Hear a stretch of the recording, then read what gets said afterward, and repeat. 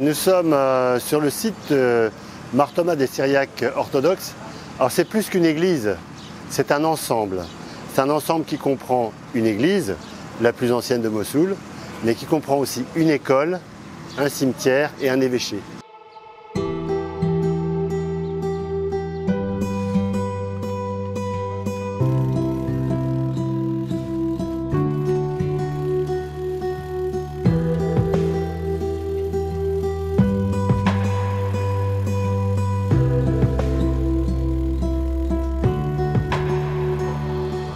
Donc le déminage a été fait, oui, une précision. Ici, avant tout travaux, il convient de faire un déminage très complet, avec une garantie. C'est un travail très long, très minutieux, qui est fait à la main, avec des organisations très militaires. Le déminage de ce site a duré 3 mois, et la bonne nouvelle, c'est que l'école est déminée. Là, on imagine parfaitement l'école dans les années 60, avec les élèves qui courent dans la cour, qui montent l'escalier. Regardez cet escalier, c'est magnifique. Ces fenêtres tout en marbre de Mossoul, en farèche, qui sont très belles, qui sont très claires, avec ce premier étage qui est c'est vraiment l'illustration parfaite de l'architecture de Mossoul. Ben, on va descendre. Ok, viens avec moi, viens avec moi. Okay.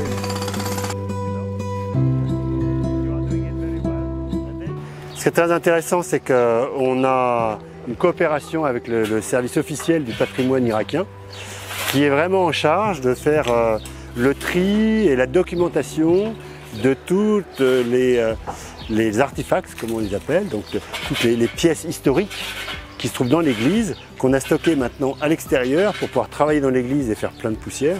Ça, c'est intéressant. Une inscription en syriaque qui a été très abîmée. Là, on voit également des marques de marteaux. Là, ça a été martelé, visiblement. Donc on peut voir tous les dommages causés par l'État islamique. C'est exemplaire.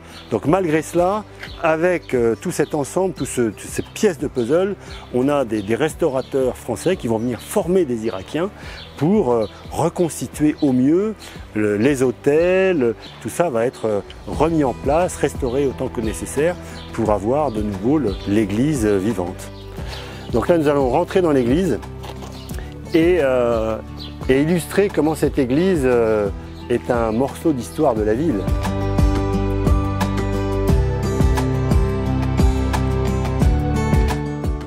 On vient d'entrer dans l'église, on est très étonné de voir que cette église comporte 5 nefs. Donc, la première nef, la plus ancienne, elle a été construite au XIIIe siècle. Ce qui est toujours visible de cette époque, c'est la porte des 12 apôtres qui a été considérablement abîmée par l'État islamique, puisque les têtes des 12 apôtres ont été toutes martelées et vont nécessiter une restauration approfondie. Alors pourquoi 5 nefs ? Au début, au XIIIe siècle, il y a une nef. Petit à petit, jusqu'au XVIIIe siècle, il y a 2 nefs supplémentaires ont été construites. Donc on a un ensemble de 3 nefs assez cohérent. Et puis il se trouve qu'au XIXe, l'église syriaque orthodoxe et l'église syriaque catholique se sont disjointes. Les catholiques ont rejoint Rome et ils ont dû partager l'église. Donc dans un premier temps, ils ont partagé l'église avec des horaires. Donc avec cette église à 3 nefs, certains faisaient des offices le matin, l'autre le soir, mais ça a créé des tensions énormes, ce qui fait qu'en 1848, les 2 églises ont décidé d'ajouter 2 nefs supplémentaires sur l'ancienne cour. Donc on a 5 nefs et donc l'église était partagée longitudinalement. Et donc les 2 églises pouvaient faire des messes simultanément.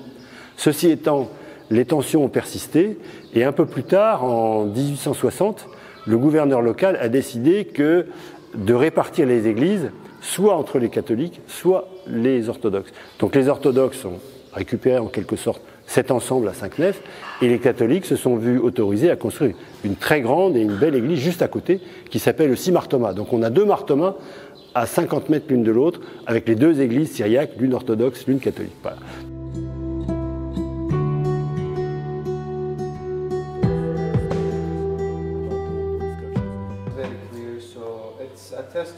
Par exemple, on lit clairement qu'il s'agit d'un témoignage à propos de la mort d'un prêtre en 1816. Le prêtre a vécu et a été enterré ici.